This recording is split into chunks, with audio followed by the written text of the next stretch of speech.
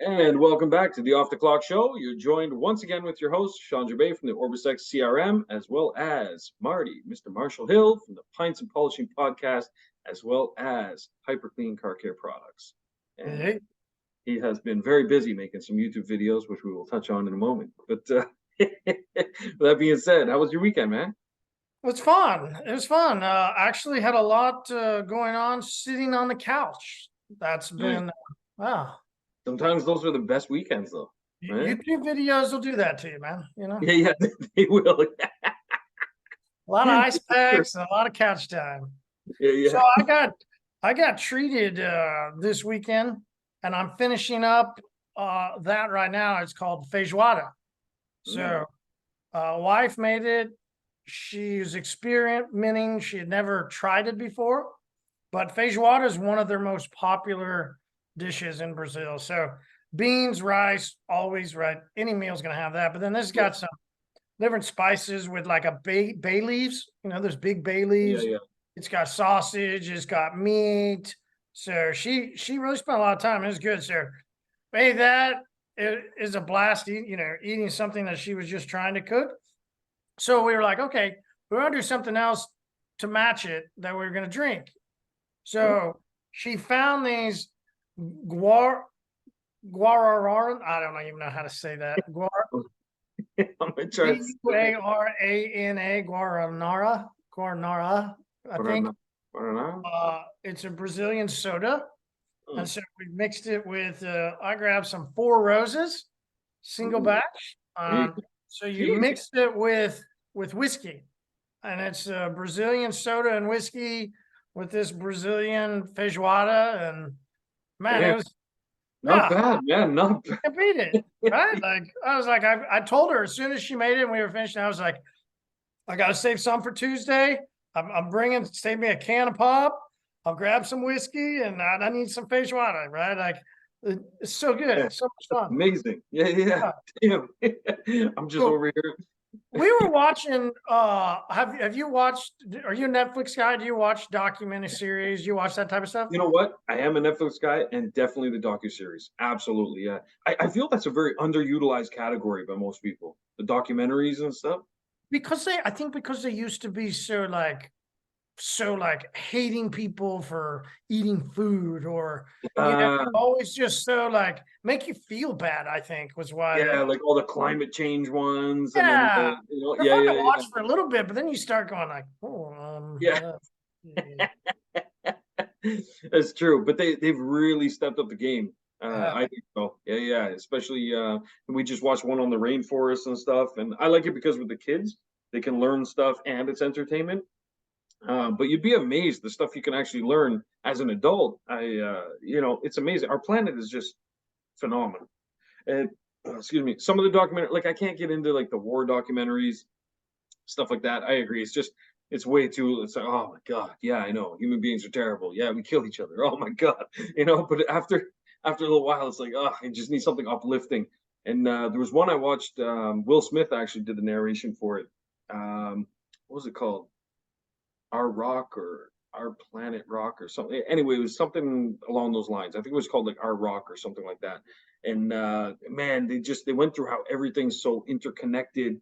But what was cool about it, well, two things. One, the graphics. Like National Geographic's always been everywhere, you know what I mean? But the cameras and the quality and even just the sounds from the microphones now, like they'll go into a rainforest and they'll just have a camera there, and the sounds they pick up, it's nothing like what we used to hear when we were kids watching it, But so that was pretty interesting. The second part was they went to some really unknown or less popular locations, and so it started off like they go to this one area where everything's acid. It has like the highest acid concentrations in the world or something, so much so that it's almost like another planet, and like nothing can live there. It's just like the water or whatever's there is just so acidic it'll literally burn your skin if you put your hand in it. But they found stuff that like lives in there, and then they found out how that area is tied to like the rainforest in Brazil, and then how that's tied to the air that we breathe in Canada, and it like, man, it was just wild, man. When you think about like all these pieces that come together, like the fact that we're even here breathing and talking and all that stuff, like it's amazing, man. It's like so yeah. Anyway, I watched those ones. Yeah, so you should watch. We watched the Morgan Freeman one. Started it 4 or 5 or so in. Life on Our Planet, I think is the name of Yeah, it. I gotta check that one. I haven't seen that one yet. Yeah, the CGI. Yeah, Yeah, just it's like so good. next They level. really. There's one of the best I know. I haven't seen something that good. They Wait, really did a great job. Yeah, yeah. very well done. And of course, I mean Morgan Freeman, right? I mean, Yeah, I mean, yeah. What else you gotta say? Like he's yeah, exactly. I wish he could narrate like, mine. That would just. my I'm telling stepson, he kind of was like, yeah, I really like this guy's voice. I was like, you. Morgan Freeman, yeah, man. Yeah, Morgan Freeman. Like who? I'm like, yeah, just he's really good at this. Just you're Yeah, yeah. It's not his first rodeo. That's he's got this in the bag. All right, so we're watching it. Like I said, we're not all the way through it. I think it goes all the way up to like today, right? And that's what's interesting. Yeah. But it really made me start thinking like, like of course you're watching all these animals, you watch all this stuff going on. I was like, what's my favorite dinosaur? What's my favorite? Right then, I was like, okay, what's just my overall favorite animal?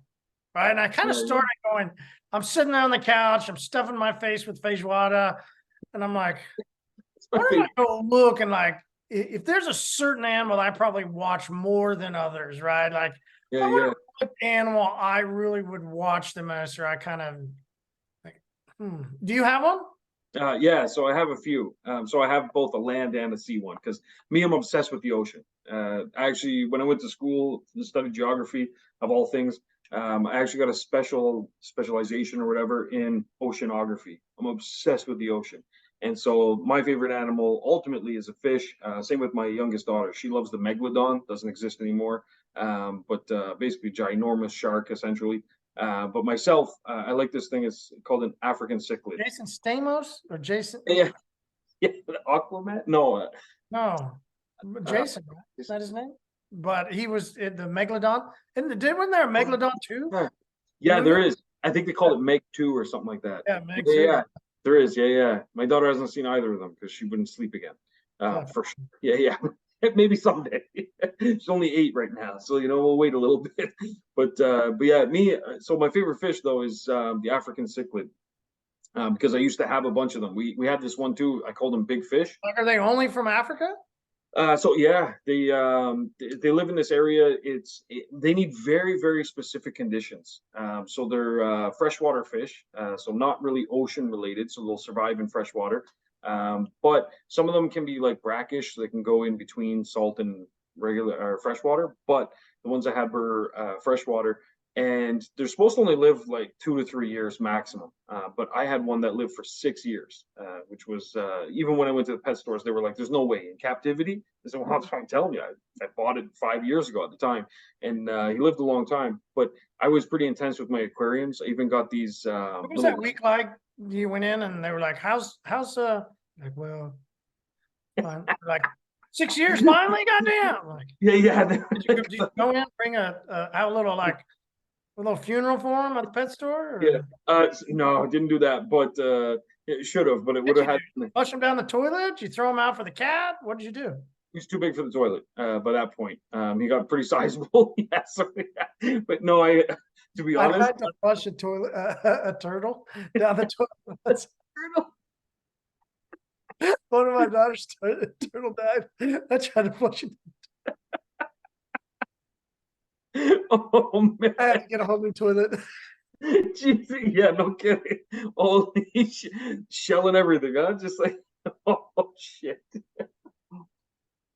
No, that would work. Yeah. No, he was too sizable. A turtle, Jesus. Well, I knew I shouldn't, right? It's one of those where you go, it's probably not going to work. Like, yeah, but you try it anyways. Yeah, fuck it. Why not? Oh Jesus. Yeah, because it's not like the shell compresses or anything. You know what I mean? About 2 seconds later, I went, fuck it. Yeah, like idiot. Oh fuck. So no, I didn't try and flush him, but no, to be honest, I threw him in a garbage bag, unfortunately. But he lived so long. Weird thing, his brain exploded. Like his whole head just like came home one day and he was just like his whole brain was like this, and he was not doing so well, obviously. But Yeah, I don't know what happened. It's still swimming around on its side with that back fin just flipping. He was trying. Yeah, yeah, he was trying, but he was in bad shape. But it could have also been the other fish that were in there, maybe, pick at him because like this, the whole, everything under They're once gonna you get eat any below sea fish. Yeah, level, man. fish eat anything. Yeah. Yeah, everything is just a huge recycling plant. You know what I mean? So it's yeah, but yeah, he lived a long time. They're beautiful fish, especially for freshwater fish, and they live in such a peculiar environment. That's what I liked about them is that they've adapted to survive in certain conditions, and they hate plants though, and that sucked because I always liked having plants in my aquarium, and I would plant them. And so me and Big Fish, we always had this like game that we would play where I'd plant the plants, and then he would wait till I left, and then he would go and he would dig them up, and then he would just like throw them to the side. Sometimes he would try and eat them. He hated plants, and it was the same for all of them. All the cichlids I've ever had, they just hated plants. What about But what fake he did, ones? fake plants too. He'd dig them up. He wouldn't be able to eat them, but he would dig them up. Hated them. And where they live, it's all rocky. It's so it's near like old volcanoes, things like that. And so it's all just the lava when it comes in and makes all the rock deposits. But that's the environment that they need to survive in. So I had to literally get some like volcanic rock, and that's what I would put in their aquarium, stuff like that. But yeah, they were cool fish. They were really cool because the way they, I don't know, the way they worked together. They were very aggressive to outsiders, like other types of fish or small fish, but they would kind of like work together almost. Like even though it was fish food I was just putting in, it was almost like they were still hunting it. It was kind of a weird thing to see, but yeah, they were pretty cool fish, and they would kind of just work together as their community, and so they're technic community. They're technically aggressive fish, but when they're with each other, they're considered community fish. So it's but yeah, and you can get them all different shapes, sizes, and yeah, they were cool. But my favorite land animal though, yeah, once again have a few, but I like well, I say land animal, and I'm going to mention a bird. So it's technically a land animal, but they fly. So I like parrots, love parrots, and for them, it's just I like how smart they are. Like like some, well, not all of them, but some of them, you can teach them some pretty cool stuff, man. Birds are pretty impressive. They're basically old dinosaurs, if you believe in that sort of stuff. So that's pretty intense. Morgan talks about that, so Yeah, it see? must have happened. Must have happened. Yeah, if Morgan said it, it's a stamped in gold right there. How about you? You got a favorite animal? Yeah, I guess I haven't thought of land versus sea, but now that I think of land, there would, yeah, the all-time land. I probably most watch lions because Oh, I got to see, seen lions. yeah, yeah. When I did a safari, I went to Namibia in South Africa. I did a safari. We went to the largest cheetah reserve. Oh shit. And Jesus. that was always my favorite because of how fast they were. They would always work Yeah. together. You always had cheetahs working together and chasing down, and they were fast, right? Like I just Yeah, always yeah. was. I used to think I was fast growing up, so that's right. Yeah. Yeah, you're almost in the I think same we same are. category. Yeah. Till we run a 4.840, and everybody's like, "What?" Yeah, yeah, I mean, I used to be fast. Like, yeah, well, you're yeah. slow Yeah. now. Yeah, yeah. Not cheetah fast, but yeah. How tall are they? They look like they're tall. Like their limbs seem. Oh, Unfortunately, even though we went to the largest cheetah reserve, we saw 0 cheetahs. So that's why I think I mostly watch lions. Because I saw I saw a lion sitting there chowing down on some bones. He had just finished a kill. Like yeah, it'd been awesome if we saw a kill, but that didn't yeah, happen like it does today, where you see people out and like all this caravan, the lions are all walking up to it, and then they go eat. yeah, Like no, it didn't happen like that back in the yeah, 19. yeah. Damn, no cheetahs though. That's crazy. So Wow. my favorite, I think, and I think it stems from when I first remember hearing that we were going to go to SeaWorld as a kid, Mm. and it was to see Shamu. Okay. Yeah, yeah. And I Damn. think that's where my fascination, and then what I would consider my favorite animal today that I watch probably the most of, more than I would be orcas, which Yeah.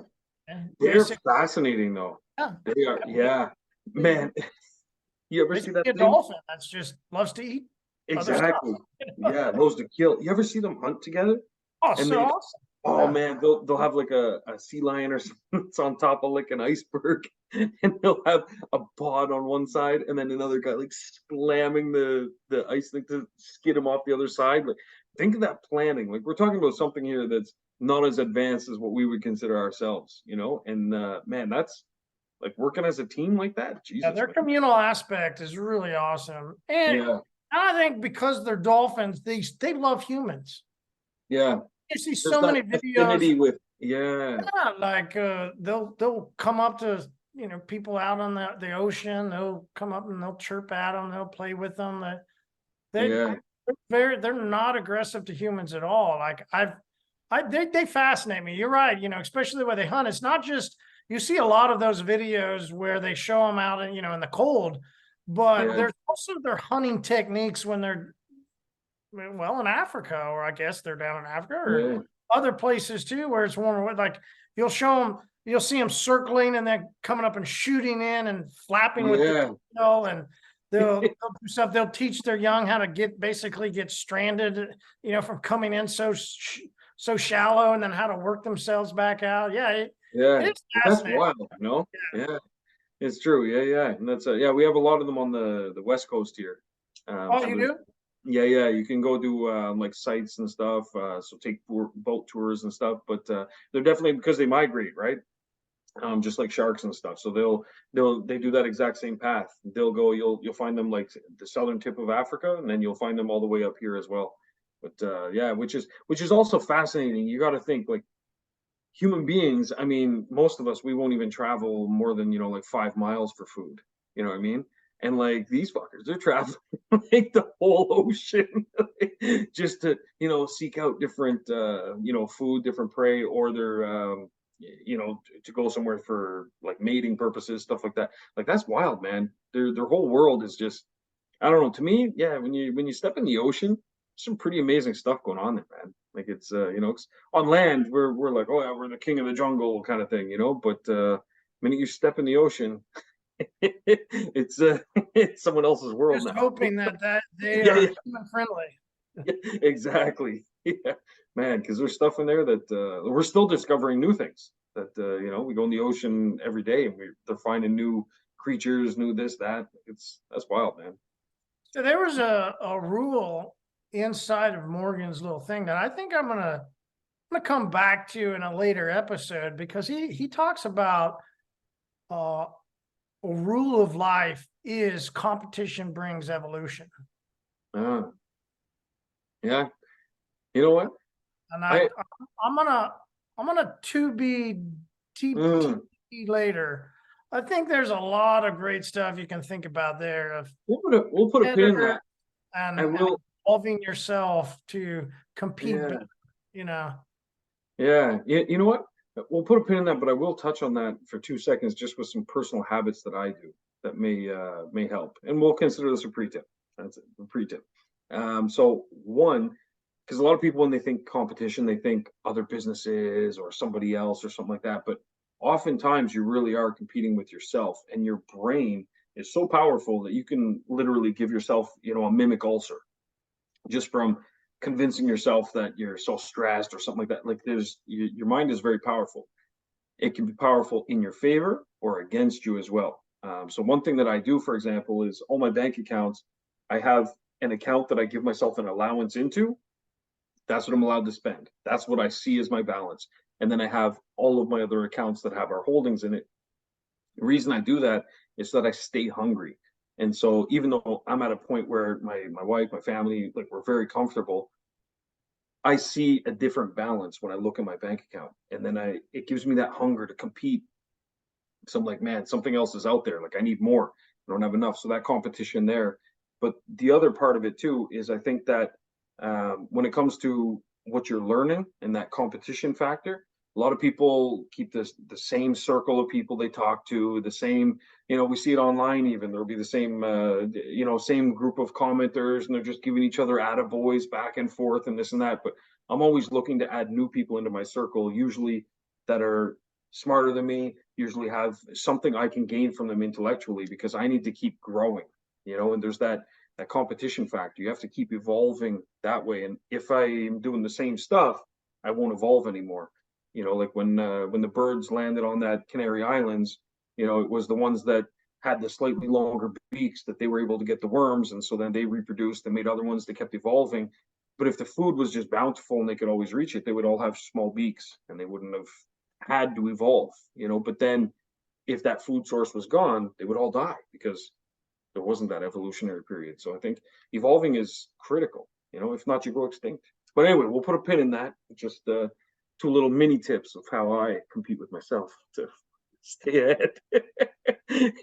Marty's like, you fucker. Just wait till next week. Yeah, I don't know if we want tips about you competing with yourself. I don't know. How does that go? I try to out tip myself. That's what it is. See, it's because I have multiple personalities. See, that's the benefit my wife gets of being married to me. She gets multiple people. Multiple tips, huh? Multiple tips wrapped in one. Exactly. Oh my goodness. So, speaking of watching things recently, I saw something recently that was quite nice. I saw some YouTube videos. Oh yeah? Yeah, I sure did. Yeah. And they were by a very well-known and well-respected company Oh, called well, hyperClean. who could these people be, by God? Yeah, who could they be? Well respected and well known. Yeah. So, Don't put my name into that. hyper. Don't put my. That's what your wife was saying. She's like, "No, Shawn, don't." so, so yeah, I saw you. You've been spending quite a bit of time, which is good, on your YouTube videos and the work that goes in there. And it's amazing how I saw your post. I saw it today, and I had the same thoughts and feelings last week, but I just hadn't mentioned anything when we had talked last week. And then I saw your post today, and I was like, "Holy shit, that's crazy!" It's like you were reading my mind. So that's must be that community thing. See, align yourselves with the right people, and you know, community. But you had mentioned something in your post today, and hold on, so that I can get it exact. I did have it pulled up here. You had mentioned, and of course, oh, there it is. You said, "Have you noticed a lot of YouTubers are complaining about the algorithm? We've heard them on a podcast or other social platforms, and yet we decided it's the right time to start filming, specifically on YouTube." And then you went in and you mentioned how you're doing the long form. And I was so happy to see you post that because, well, a few reasons. Mainly, the algorithm, a lot of people complain about the algorithm, but to be honest, the algorithms, they do, because it's the same with SEO. We do, like with my marketing agency, we do SEO for some larger clients. And there's always complaints or concerns about there's an algorithm update coming, you know, like, is this going to spell disaster for us and stuff? And the reality is the algorithms 9 times out of 10 are improvements, the algorithm updates. And so it may flush out some of the stuff you were doing, but it'll flush out more bad than good stuff. And so as long as you're doing things the right way, you can actually use these algorithm updates to your advantage. And I feel a lot of people aren't realizing that, is that a lot of the shit that's out there is just trendy stuff. And so the algorithm is going to need to improve to filter out that trendy stuff. Because if everything is the same kind of recycled content, and it's just, maybe you haven't seen that exact, you know, you follow a YouTuber and you haven't seen them do it, but he saw 10 other people do it, so now he's just doing a remake of it. It's just recycled content, and what they want to deliver is new content, fresh content, good content. And so I think the algorithm updates are a good thing. So don't let them scare you, number one. And clearly they haven't for you guys, which is awesome. The second thing is you put a focus on the long form for the videos. And I think a lot of people are getting caught up in this hype of the YouTube shorts and stuff like that. And don't get me wrong, YouTube shorts are awesome. I love them too. However, I feel there's a lot more longevity for your marketing play if you do the long form. So for that, I tip my hat to you, sir. Man, I thought you were gonna just look at my post and go, "Hey, you did it. You did the AB." I didn't do the T, but ABS. You didn't follow the whole formula. That's right. I used but, and I used so. So I use so a lot more than I use therefore. But I did try and still follow that system, right? The same formula. This and this, but right? Yeah. So, you know, this and this, and but, you know, So no, my takeaway from it was in a different direction, I think. Then Yeah, which Yeah. is great. Yeah. Yeah.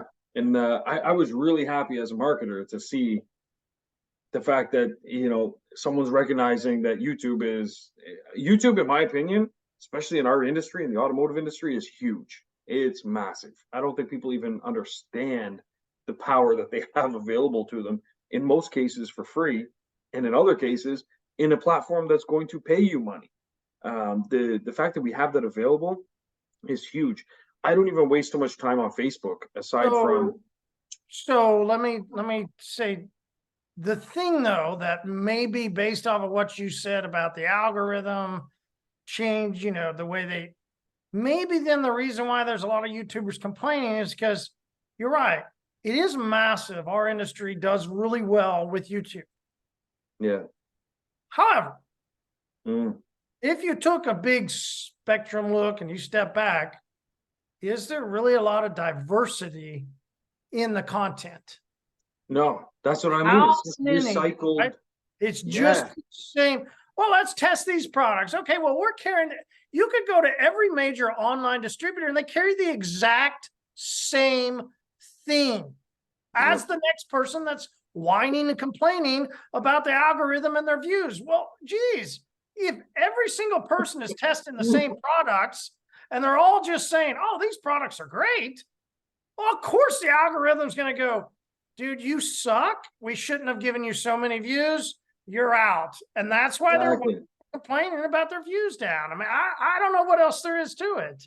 Yeah, but that's where, for me, those are the people putting in the minimal effort but expecting maximum results. And now that Google's not giving 11th place ribbons anymore, people are upset about it.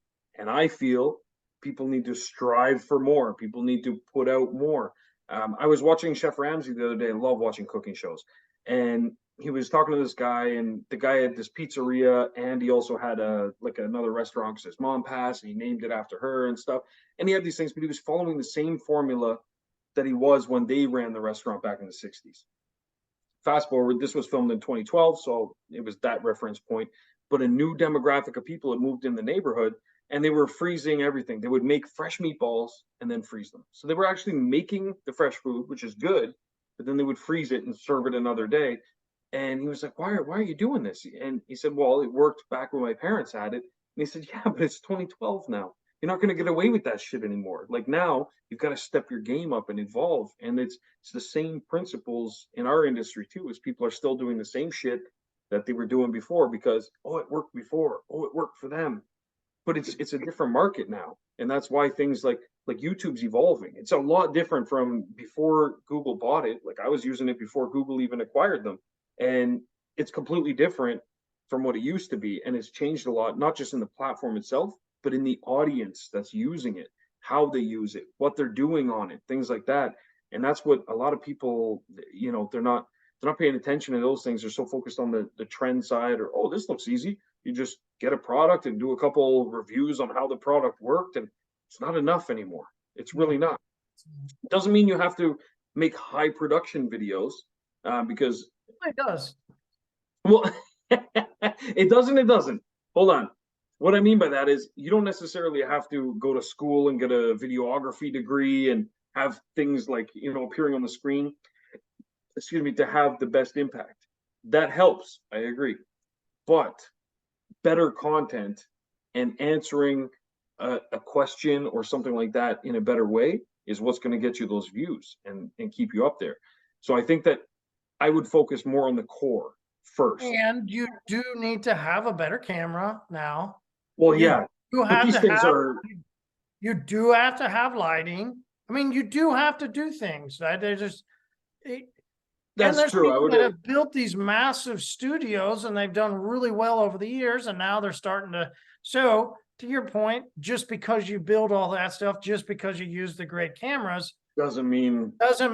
right? Yeah. So both sides are complaining.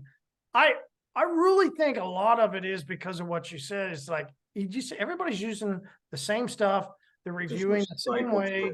It's just the same thing over and over. And I know people might listen, and if somebody's listening, they're like, I am a YouTuber, or I watch these. You're like, once again, this isn't about you. I'm not trying to say you're not good.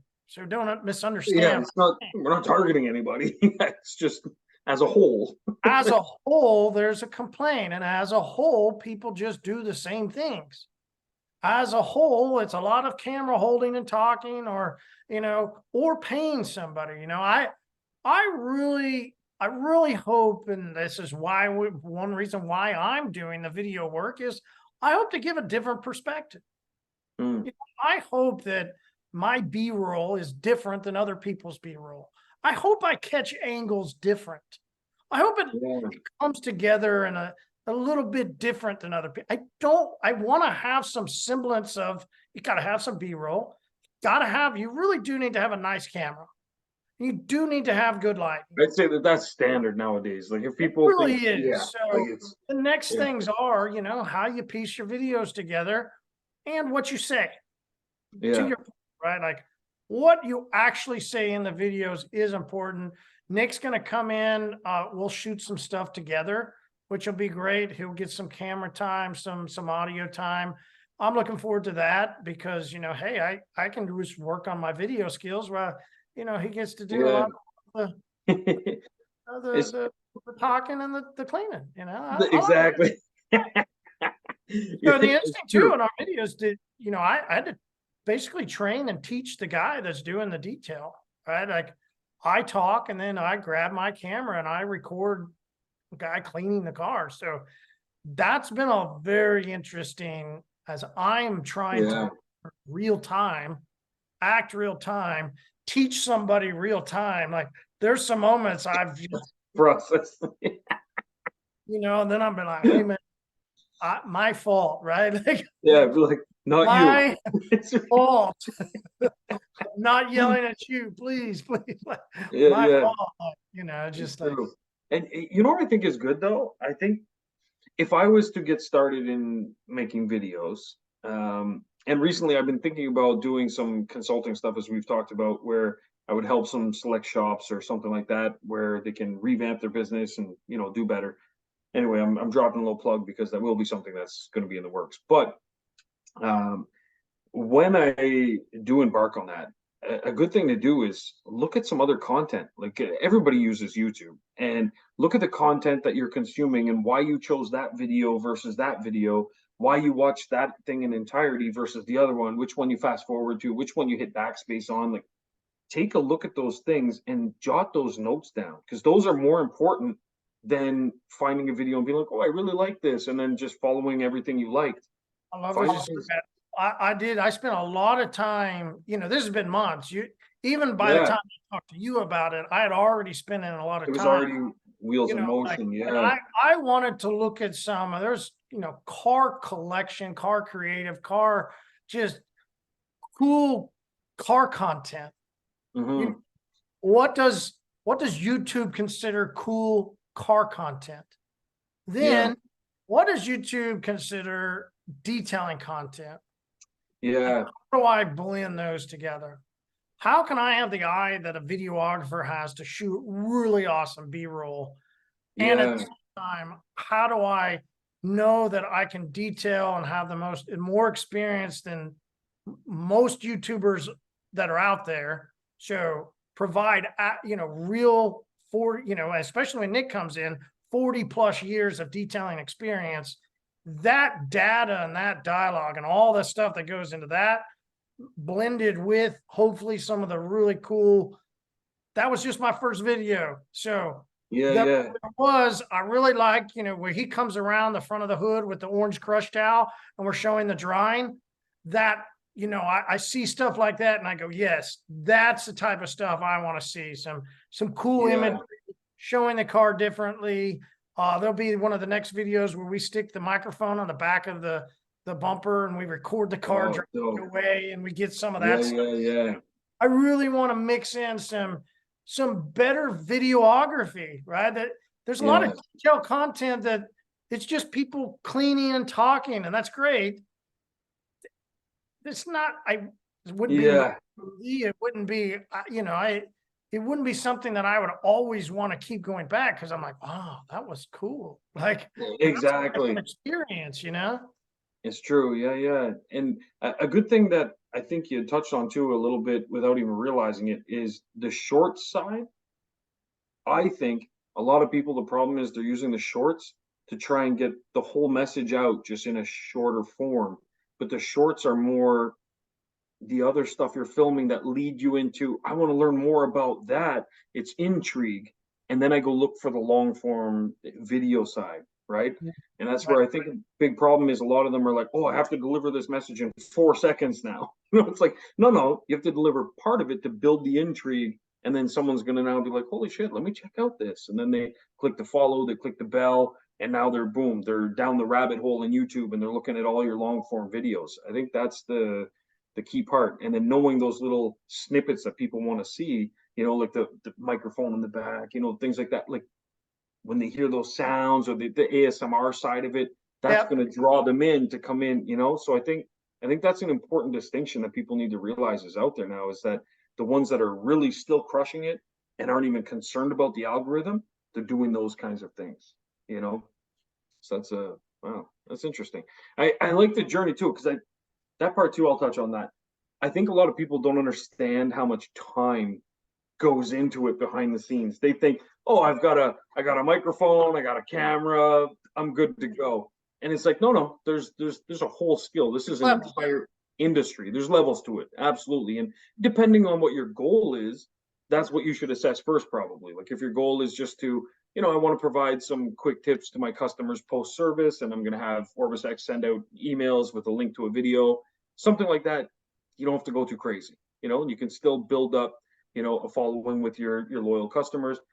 But if you're looking to take this to a different level, attract new business, if you're looking to really grow and scale, that's where you really got to put in some time into this. And if you're looking to be a distributor for Marty's products, for example, that's where if you want to really get your name out there in the community, hey, community, and and put things out there, you have to, there is an investment behind this, both in some equipment, absolutely, but also in time with the skill. And there are courses out there. I've taken a few. There's one guy, he has one on how to film, like pro videos for YouTube on your smartphone. But that being said, keep in mind, everybody else is also taking those same courses, if it's within reason, so you're going to end up just putting out more recycled content. So what you have to do is look for bits and pieces in there. Like I was doing it so I could improve my lighting when we were doing things at the shop, stuff like that, and so there's bits and pieces I took from each one to kind of get things. And there was one, literally, I paid $49.99 for this guy for one thing. And he had a way that for titles, what would capture people in. And I paid $49 just to learn that I should start every title with you. That was it. It was like, this, or you need to know this, or you this. And by mentioning them, it drew them in. And that cost me $50. But you know what? It's worked well for our ads. So say la vie. You know what I mean? Such as life. You as the first, but I couldn't. I did have you. Oh, okay, yeah. But that's still have you. It's Close. still gonna be yeah, close. It's in the beginning still. So but I do think those kind of catchwords are good too, like have, how, like it's gonna still it piques the intrigue. Like have you, that's still like have I what? Still got me in, versus like a top 5 ways that this product is better than oh get out of here, man. Like, may have worked in like the early 2000s, but not now. Like, like yeah, it's you got to be way more advanced than that. But yeah, so that's my 2 cents there. But I think you did a great job, and I know it's also the start of this journey. Like you've also put in a lot of work, not just on the video side, but also on prepping the actual area as well. Like you had to literally build a facility where this was going to take That's place. still the easy part, though. Yeah. Buying the camera, learning the gimbal, learning how to shoot video. Yeah, Like, yeah, man, that's tough. That's tough. And that's the way true. my body is, dude, there's a lot of times, man. I was in a bad shape for a while. I feel better now. Like it's funny. The gimbal the gimbal on the camera only weighs 6 pounds, but When you're man, yeah, bad shape for days sometimes. It felt like 20 pounds for me. It was yeah, brutal. But the fun part about having more muscle now as my body continues to heal itself is I've Beautiful. actually been able to so I'll shoot again tomorrow and I'm interested to see again, but last week, the last video I shot, I was able, and I bragged about this to my wife, I was able to hold it with one hand and move it over to the other hand. Beautiful. Nice. Most people go, yeah, so, well, spinal stenosis, just go look it up. That's all you got to do. So I was you'll realize, that I was able to just move 6 pounds from one hand to the other. Yeah. I only got to do it a couple times. Otherwise, I was back in holding it on my body and doing stuff. But I've got some new muscle back here in the back, top neck. Yeah. I can move my shoulders now, and I can do some things. So it's cool to see that too, right? The body's starting to come around, so I can be active to be able to do this for our company, right? I mean, as a company, we need it. We need it. You know, it is what we need. So, and there's a lot of people that go, you know, they wanting to see how you use hyperClean, ways you can use it, you know, give us more information. So, you know, it's something we need. I'm happy to be. People are asking for, and to be able to do that and contribute. And there's also that authenticity when it comes from one of the founders. It's like, you know, it means something different, you know, and that's where, no, and that's amazing, man. And I threw my back out once, not to say this is in the same, you know, boat at all, but I threw my back out once for 2 years. And I remember prior to that, like I had finished boxing 2 years before that. I basically threw out my gloves, but when we had children, but I was always super fit. I was always capable of doing physical things. And then when I was working out at the gym and I pushed and I felt a little pinch, I thought, oh, that's weird. And I just kept going and I collapsed. And I tell you, it was a pain like I've never had before. I tried everything under the sun. I went to chiropractors. I tried finding these weird shaped pillows to help me sleep at night, pills and all kinds I tried everything. It was about 2 years of solid pain. And I remember towards the end of it, when I was able to do 5 consecutive push-ups. And I remember telling my wife, like, fuck, I felt like Superman, you know? And to anyone else, it's like 5 push-ups, really? You know? But I was like, listen, after that 2-year journey, like, you have no idea. Like, that was a massive, and like on the 5th one, I could still feel a bit of pain, but I struggled through it. But that journey was something else. And so when you're back, anything with your back, it's so debilitating. So yeah, the minute you said that to me, I was like, man, that's huge, you know? And so yeah, that's where yeah, I don't know, that's amazing, man. That's and those gimbals, I don't know, they're no joke to operate though. Yeah, I bought one and I thought, oh yeah, I'm gonna start doing some amazing videos, and we went up to pay our videographer and this and that. So we still have the videographer who films all our stuff because I've played with it. I got better, but nowhere near the quality or speed with precision that I was hoping for. So we still have someone on staff that they do all our video stuff, which is amazing. And I wish I could take credit for the work that's done, but maybe I'll pick up the gimbal again and play with it. But it's a certain thing, man. And you hit all these like snags you don't realize. Like at first I bought it and I was like, oh, perfect, works with any smartphone. Smartphone I had was too big. So when it fit in it, and then sometimes it would do the self-adjusting and it was getting stuck on the bottom and it was on a weird angle. So I was like, okay, so change the smartphone. All right, cool. That's perfect. All right. But now there was just a million other problems, you know, things you don't foresee happening. Well, then you got gimbal for a camera. Like, so I bought it's an A6500. It's a Sony full scale. Yeah. So you're right. I do have, and I bought the 15, bought a gimbal for my phone, but then there's also the Sony camera, its gimbal. Jesus. Okay, so you've gotten a lot more advanced. I'm here like, yeah, the one that connects to my smartphone. Like, I think I did something. Jesus. Thanks, Marty. You really made me feel like nothing. Holy shit. Yeah, no, mine's not that intense. Damn. Wow. Yeah, that's nice. Mine's still nice, but it's not that nice. That's a next level. Yeah, Jesus. I got nothing on that. You make it even crazier. I mean, rigs. Yeah, people get you can do some Yeah, you can do some pretty amazing stuff. But man, I've seen some of these guys though with smartphones. I'm sure you've seen these videos where the guy goes and he does like in 30 seconds, he'll like film some stuff around the car, and then you're like getting in, getting out, driving, and then boom, shows the video at the end. I'm like, man, I always wonder if that's legit or if they just made it seem like they did that, you know? 'Cause those videos are pretty Bought a 15, I bought a gimbal. I'm gonna have to try and do stuff like that. Yeah, like I've yeah, watched stuff like thirst traps. yeah, You know, yeah. that one girl, that YouTube girl, I mean, she was like a baby teenager. Now she's in college or whatever. She got a college scholarship and she gets flown all around the world doing awesome commercials, and a lot of it is just around Just like for really yeah, close up images of stuff moving and the way she does these transitions and things like that. yeah, Like, how do I do that inside of detailing, right? Like, yeah. can I make some interior stuff cool? And there are some there are some detailers that have really stepped up the way they do videography and the cool things they Yeah, do.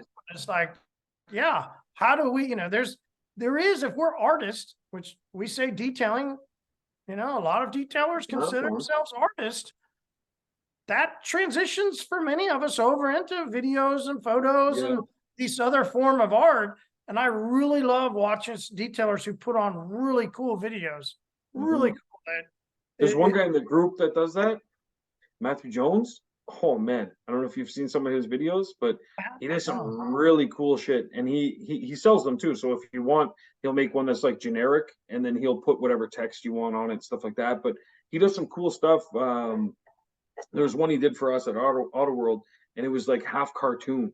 So it started off, he was like applying ceramic coating, and then it switched to like cartoon, and the car was cartoon and everything. It was pretty cool. And so anyway, yeah, we got one made for the shop, but I'll send you the video and I'll post it in the link for everyone else to see. It was pretty awesome. There's some guys out there doing some, and for us it was just easier, like hire Matt to do it versus. all right. So I'm going to get into my tip. All right, tip And, time. and, and I want to kind of ask a question on something that you sent me a question on the other day. You know, Ah, what should our booking form look like? You ah, know, what should we as a company, or what should it feel like? How should it feel? Because I guarantee you that people that are listening have been on, whether it's in a store, a restaurant, a website, a booking form. There's times that you've gone onto a place, into a place, whatever, interacted, and that something immediately clicked, mhm. or something has immediately turned you off. And you just go, oh, I know. No, no, no. Right. So here's the premise, right? That's All sort right. of the premise. Okay. Um, when I think of those moments that I either have a good, you know, good feeling with or bad feeling, it's usually Like a good some of shopping that experience. Yeah. gut feeling, right? Like that feeling inside of you where you're yes or no. When I've been there, I've realized something. I've realized there's something that's called mirroring. Mm. Now, mirroring is something that I talked about just this past day on the Pints Polish podcast. And I did it around something, off of a different subject. You and I think of mirroring heavily when it comes to marketing as well as sales.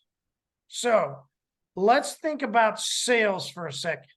When it comes to mirroring in sales, what does that Mm. look like? A lot of people say when you go in and you go meet with somebody, you want to have them subconsciously think he's a nice guy.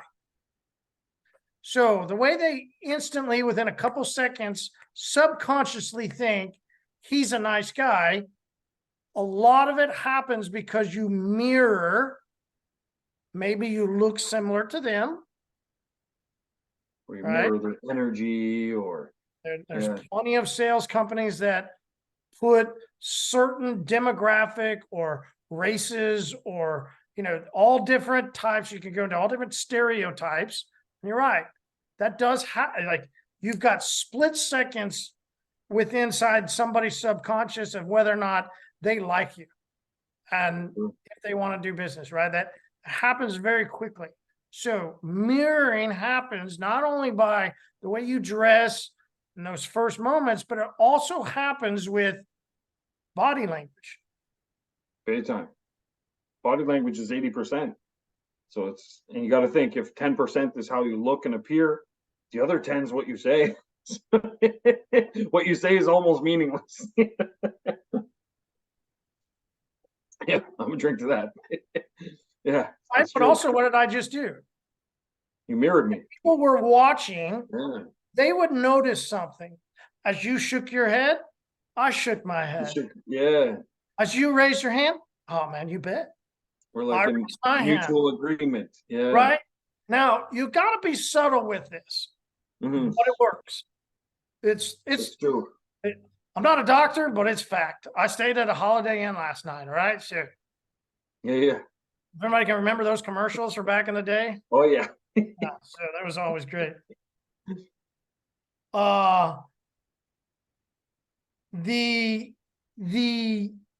That's the sales part, right? In order to close a sale, you really need that to kind of help you get down. Now that's face-to-face, that's sales, or phone call, it's voice flexion. But what about marketing? What about when I talked about if I go onto somebody's website or I just walk into their store, right? What is it that mirrored the way I think and what I like? So what should our landing page be? What should our booking form look like? Well, do you want to attract soccer moms? You might. Soccer moms need regular cleanings every week. They got dirty cars, and that might be somebody you want to attract. So I bet you, Shawn, you probably at OrbisX, when you work with people on their booking forms, probably have certain colors, certain designs, certain almost 100%. filters or layouts that would help entreat somebody who is a soccer mom to go, oh yeah, this speaks to me. Automatically, I'm intrigued. Yep, 100%. Or you're going after the Porsche guy who might be into watches and or in golf, right? You could go through different things that somebody might enjoy, and then to help mirror so that when they land on your website or your booking form, they automatically go, hey, I fit into this. Yeah. So maybe if you're going after Porsche people, it's more, more straight lines and a lot more rhythm, or it might have, mechanical stuff that they could do, resembling watches or resembling things that they could move over. And right, there's things that you could do that would help somebody when you land on a page or go into a booking form. Within 3 seconds, they're going, I'm in or I'm out. Preferably, you want the end. 100%. Mirroring in sales, mirroring happens in the clothing that you wear, which I talked about, which we discussed. Mirroring also happens on trying to understand what prospect's going to come onto my booking form and how can I make it mirror something that he would want to be seen. 100%. You want to know a good way to find that out too? Go to the websites of the cars that sell to that demographic. That's a great way. If you go to, you're like, okay, I'm targeting soccer moms. They likely have a minivan. So check out the websites that are selling, literally build your own, customize your own minivan online. You can go there, check out the brand new Toyota Sienna, or check out the Porsche guy. Go look at the new Carrera, 911, whatever the case may be, and check out their booking process. Check out the verbiage they're using. Check out these kinds of things. Do they have multiple pages, single page? What kind of colors are they using? because these guys have spent millions and millions of dollars, an obscene amount of money doing market research. Nothing they're doing is by accident. They're not just whipping something together with some guy off Fiverr. They've invested heavily in market research, targeting specific demographics, and that's a great place to start. Next good place to start is think about that customer. What kind of things do they purchase on a daily basis? Where do they shop? Check out some other major retailers. Maybe it's a soccer mom, so maybe go spend some time looking at websites that cater to them. Either they're children's toys, or maybe could be anything. Could be Lululemon, that's all you clothing. Yeah, basically. But basically, there's websites out there where big companies have paid a lot of money to do research on the kind of colors that attract. exactly what we're talking about. Yeah. Yes, exactly. Go to their Facebook pages of these companies and check out the last couple posts they've made and look for ones that received a lot of likes. Look for ones that received a lot of comments. Read some of the comments. You'll start to get into their psyche. You almost kind of want to become them. And I always think of it like as if I'm auditioning for a role in a movie. Like, you think when Denzel Washington, when he goes and auditions for a movie, well, I'm sure he doesn't audition anymore, but he still has to put himself in the mindset of whatever role he's taking on. And he's going to do that by, reading the script, but then also doing some research on that character. Or if it's sometimes actors and actresses even go spend time with someone. Like, if I'm going to play a mob boss, they'll go and literally spend time with someone that was involved in organized crime or something like that, and just talk with them and get some feedback. Like, they do their homework, and that's how serious you should be taking this as well. And we live in an age where it's at your fingertips. It's literally, you don't have to call anybody. You can do it all online. You can do it on Sunday when you're relaxing, like whenever it is, but the information's there. So that's what I would do. And when we do things, we take a different approach than I've seen a lot of detailers take. So I've seen a lot of people in this industry want to cram everything into one form. They want everything in one form. And it's a strategy. It's not the one I would recommend, and it's not the one that I would take myself either. What we do is everything is streamlined. Very rarely do we send people to our generic booking form. We have it listed on our website, and there's only like 4 or 5 options on there. You can go check out autoworld.com. We have so many options on the booking form, and go check out my own shop's booking form. We built the software, and my own booking form has like 4 or 5 options. That's it. We don't direct people there. And if we do, we don't want them to be confused with thousands of options and this and that. Our goal is collect the lead and then have real people reach out and close the deal. That's our process. For the other ones where we consider them self-close, those are things that are going from an advertisement or a publicity in the newspaper or somewhere, directing specific traffic to a landing page to convert very specific traffic.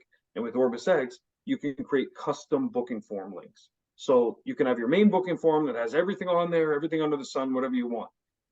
But you can also create custom forms, which is basically your booking form just condensed to something very concentrated. And that's what we do. So if we're targeting soccer moms with an ad, we build out a custom booking form just for soccer moms. All it has on there is stuff pertaining to a soccer mom. That's it. Then if we have one that's going out to, the guys that have Porsches or Lambos or whatever the case may be, we'll build our exotics and luxury form. That's it. Then we have one that's going for Uber drivers and so on and so forth. And then all of this ties into our ads. And the graphics we use, the colors, the text, everything on those pages that has that booking form will be very specific to that person. And we offer them only options that benefit them in some way. And we highlight those benefits. We use a lot of images, big time. We stay away from video as much as possible, unless it's a secondary click, learn more or something like that opens the video.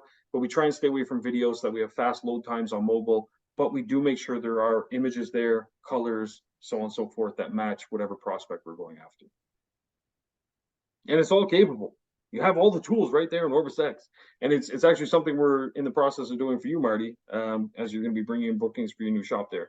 So it's the same kind of thing. We're going to be going through and being, okay, what demographic is Marty going after? What kind of colors should we use? Typography, things like that. And you put that together. But the biggest thing too is avoid just a plethora of options.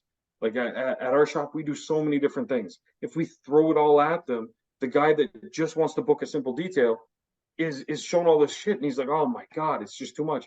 And then at the same time, the guy that wants PPF, he's like, I don't want my car cleaned right now. I just want to protect it. The guy that wants the ceramic coating, it's a very specific thing, and you got to think where you're getting that customer from, because even if they go to your main website, they're not just going to click book now. They're clicking somewhere else first. They're clicking, I want to learn about detailing. I want to learn about ceramic coating. So any of your buttons or action links on that page should go to a very specific form targeting that service. And that's what I'd recommend. And the cool thing with OrbisX is we don't penalize you in any way, shape, or form like the other guys that are unable to figure it out. We do not limit any of your features. So you can add 1 million booking forms if you want. Add as many as you like, because we want to see you succeed for the same price. Absolutely. That turned into a sales pitch pretty hard. Always be closing, baby. So, but I think it's a good tip, and it's one that I think a lot of people struggle with. And for those of you that are slower during the season, you're not slow. You're just slow doing details or slow doing ceramics, but your business should always be going full tilt. Take this time to refine and improve. So take this time to look at your landing pages, plan your spring promos, things like that. There should never be a dull moment in your business. Absolutely. And promos for now. Why wait till spring? Promos for now too. Absolutely. I was referring more. There's some guys that I know are closed for sure, like mobile. Yeah, but but no, you're not wrong. You're not wrong, because if you're mobile, you could still. I helped one guy. He was like, no, it's mobile. It gets cold here. It's this and that. I said, well, what do they do with the airplane hangars? He said, what do you mean? I said, well, they store airplanes. Yeah, obviously. I said, guarantee you, they got maybe a little bit extra space there. Maybe if you find out if you could detail some of the planes, and then at the same time, you could maybe open up like a makeshift winter mobile detailing thing at the airport hangar. Wouldn't that be dope? Extra source of revenue for they charge money for the space. So if they have empty space, there's no plane in the hangar, maybe you might find a deal. Anyways, he secured one, which was pretty dope. And so, like, and how cool is that, man? Absolutely. Yeah. Yeah. A temporary Absolutely. space. So yeah, just think outside the box. There's all these kinds of things. You'd even be surprised. Governments, they even often have some place where they'll have a building and they're in between renos or something. And if you approach them, they're like, hey, listen, I know you got that big garage over there not being used. I know you're renovating, you're going to open up in spring. Any chance I could rent that for the next 2 months? You'd be amazed. There's opportunities out there where people will just say yes if you just ask. It might cost you some money, sure, but you're going to make money too. So, it's not for nothing.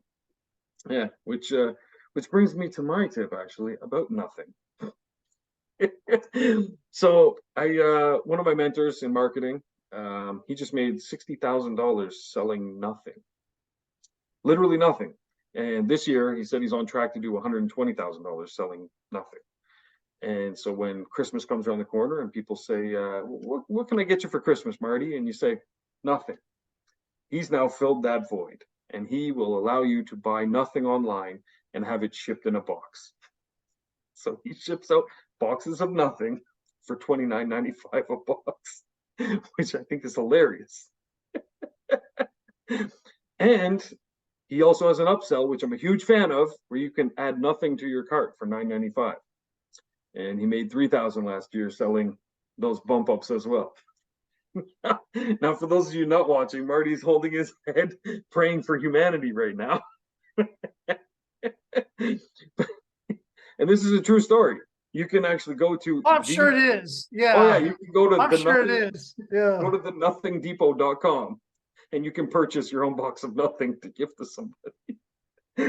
But the reality is, he was able to sell nothing literally because he targeted people's emotions. And so in talking with him, he was saying, when we're prepping all of our stuff for the holiday season, I said, what's a big piece of advice you can give my team for, the ads that we're working on right now and how to pitch them to customers and stuff. And he said, what you need to do is target emotions and emotions only. What he said is, write it down, take a step back, read it. And if it doesn't make you laugh or it doesn't make you cry, if, doesn't generate tears, he says, go back and rewrite it.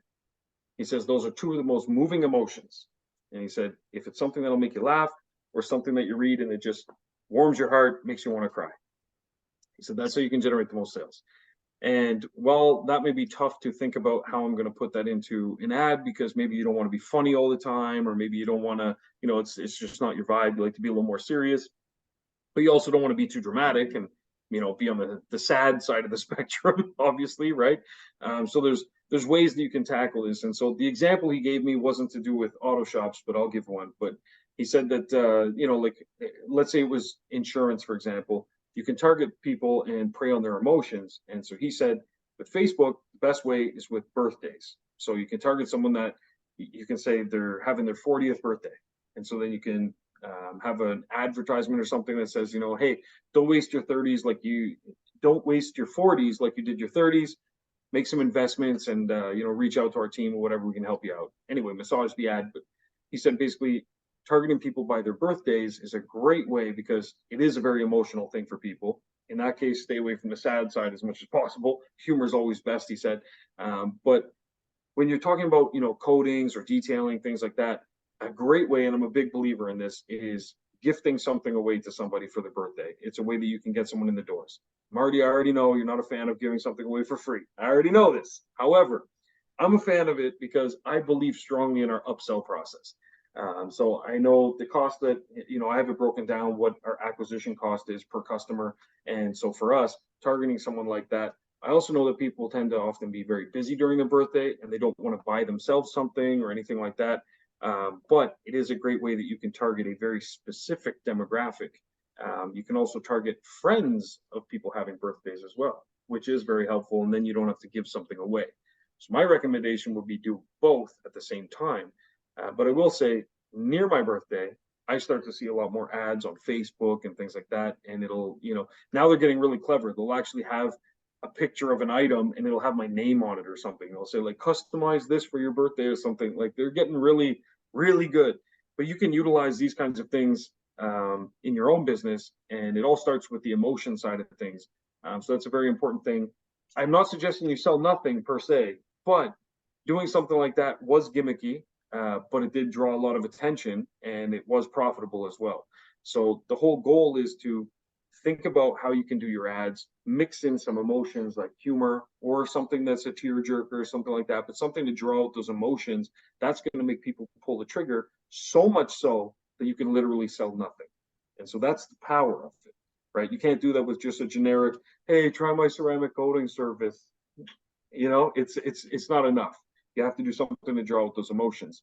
Now, the last part of my tip, the base, it's like, oh boy, is that I'm going to say in your ads, you should always focus on finish line language as well. So once you think of some creative ads that you can put together, target people based on their birthdays, or you can target other things as well. Facebook's really good with that. YouTube is good with that as well. I wouldn't say it's as detailed as Facebook, but whatever ads you put together, you need to focus on finish line language. And what I mean by that is the end result of what you're providing to the customer. Because we've all, I'm sure you've heard that expression where it's, people aren't buying the drill, they're buying a hole, famous saying. And so you're not selling a drill, you're actually selling the end result, which is a hole. But that's not a complete part of the process either, because someone isn't buying a hole either. They don't want a hole. That's not the end result. That's part of it. You're still selling the drill. So you have to think of it a little differently. You're selling the drill, which makes the hole. So you're selling the hole, but that doesn't mean you can just go sell 1,000 holes. People don't really want a hole. They want a hole for something. So maybe they want a hole in the wall so they can hang a painting. So what you're really selling is the painting, being able to hang the painting. You're selling a way to cherish those memories and put them on the wall. So all of your ads need to focus on that end line, the finish line. It needs to focus on the actual result. And I feel that a lot of detailers and coders, I feel like we get halfway there. We think we're selling the actual benefit. We're selling the, get your car coated because it's easier to maintain. But we just stopped there and we haven't really gone to the finish line here. We've gone close, but why do they want to maintain their vehicle? It's all the other sides of things. You get your time back. You always look amazing. Your vehicle is going to have higher resale value. It's all of those benefits at the very end of it. I'll just do what the finance people in the dealership say. Peace of mind. Peace of mind. Every Peace of mind. That's so good. Peace of mind is good. And it'll provide you peace of mind. provide you peace of mind. You just said this last thing would provide me peace. Every goddamn thing was peace of Everything mind. is peace of mind. And you know what's great about peace of mind? The opposite is worry, right? Yeah. Fear. So it's like, those are your choices. Those are your Inside, I could hear him. The average person would not have heard how many times he said peace of mind. He just kept saying it, and he was programmed to. It's a dealership. They go through plenty of sales, right? And I know this dealership. So you say peace of mind 15 times, you'll make more sales. You're absolutely right. And if anyone's ever at my shop and they saw me doing a training session with the team, they would, or even in my advertising agency, they would always hear me say it's cheerleader mode. So we'd say pom-poms, and pom-poms meant peace of mind, peace of mind. Just keep repeating peace of mind, peace of mind. So if ever someone was on a call, I'd be like pom-poms. And they'd be like, oh yeah, peace of mind. So what do you say? But yeah, it's crucial. And that's ultimately, that's the finish line. It's not all the other shit. So everybody does what's the problem? What's the solution? What are the easier benefits? To maintain so that you can have a peace of mind. Exactly. And that's getting to the finish line. And that's where a lot of people fall short. So absolutely. So that's so my tip is now at the finish line. I had to throw that out there. Sorry. But think you tie it in further, peace of mind, so that Sunday morning when you're going to church, it looks great when you're pulling in the parking lot.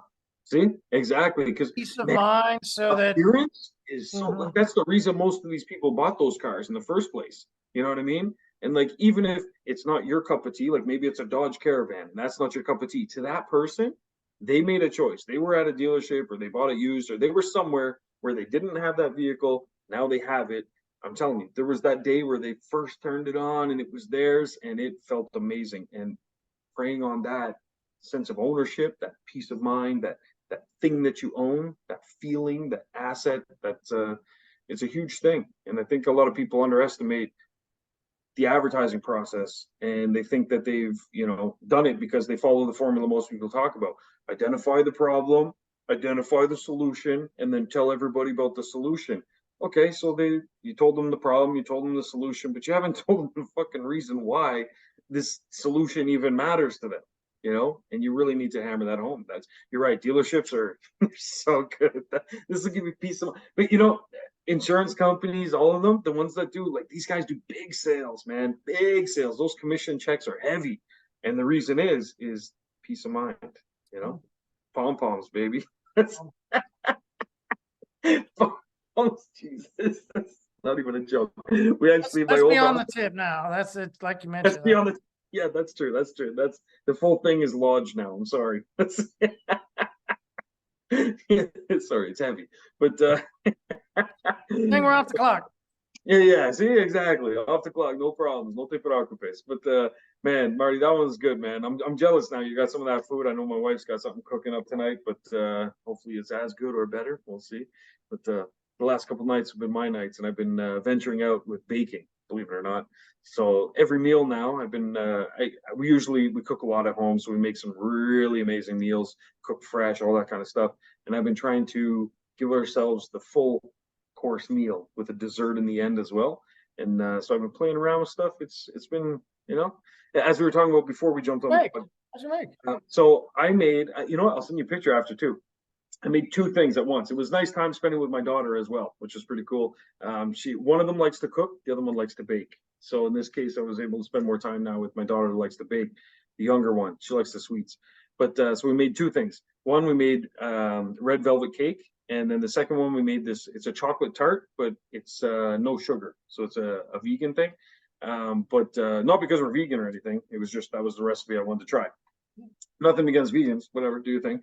But yeah, it was so good. And what was cool about it, we made these things called twills or tuiles. It's a French word, Tuille. Anyway, it's kind of like a biscuit, but you can shape them. So what we did is it's like, I don't know, it's like egg whites, flour, sugar, icing sugar, something else. There was a little pinch of salt. Anyway, and then you put it in the oven. Here's the kicker. When you take it out of the oven, you only have like maybe 15 seconds to shape these things. You got to go quick, and then they harden, and then it's stuck there, but they're super brittle, so you have to be gentle. So what we were doing is, because how we were plating it is we put basically cut a little piece of red velvet, for example, put it on a plate, and then we'd put a little squirt of cream cheese, put a blueberry, strawberry, or raspberry, depending, and then we'd have to put the twill over top of it like a big arch. So to shape them, we had to take a bottle, and so we're shaping it around. So I'd pull it out of the oven, and we've got 15 of them there because sometimes they're brittle, they break, you have to make extras. So she's passing me them, I'm putting it around the bottle, holding it in place. She passes me the next one, I'm putting it around the bottle, holding it in place. We had a whole assembly line going. It was pretty awesome, you know? But then by the time you're done, it looks like something you get at a 5-star restaurant. And well, I learned the recipe from this guy. He's a 2 Michelin star chef, and that's all he does is dessert stuff. And man, yeah, it was nice, but it was more spending time with the kid, doing something new, you know, learning something.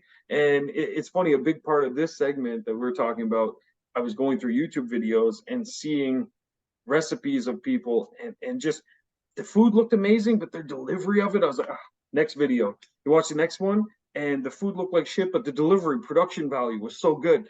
And it was just so many different levels to these videos. I was like, oh man, like some people I could tell this is going to turn out well, but their camera sucks, or I can't even hear the guy with the audio, or you know, there's always something. And I was like, geez, man, like they're just forgive the pun, but they were missing some ingredients. So you know, and it's one of those things, you got to have all those pieces. And the one I ultimately went for, which is part that led into the segment, was I saw a YouTube short and it intrigued me. I was like, oh shit. The way they filmed the whole process, they did like a 15-second of them making it, but then they went to do the final reveal and they kept it a secret. I was like, oh, we have to see what it looks like now. We clicked in, next thing you know, I'm hitting that notification bell, subscribe. I was all in, you know? That's the recipe we went with. But yeah, it was that intrigue, just got me, you know? So yeah. Oh. Everything you need is out there in the real world if you just pay attention to the signs, you know, and then you're like, oh, I see how that could impact my business, you know. Maybe also when you post this, you know, you always post this in the group, post a picture of what you made. And then you know what? I will. People that listen, hey, post some pictures that you made of food. Like, yeah, what everyone else. See what everybody else is making. Like that's cool. That's true, man. Yeah. You know what? That's what I want. I want to see at least 10 to 15 different things that people cook this week. Yeah, let's see some cool shit people made. Exactly. Yeah. I see one Chipotle bag, I swear to God. Just they're like, yeah, I made this. I call bullshit. Awesome, man. No, that's good. But all right, so yeah, I'm gonna post that after this. I'll post one of each. My favorite was the tart. My wife, she preferred the red velvet, but the red velvet is just a little too, I don't know, a little too sweet for me. You know? A lot of cream cheese in there, man. Yeah, the sugar and everything. Yeah, I just can't do it. Like I like sweets. It's funny, she's not usually a sweet tooth, but for red velvet, she'll go all in. Yeah. What can you do?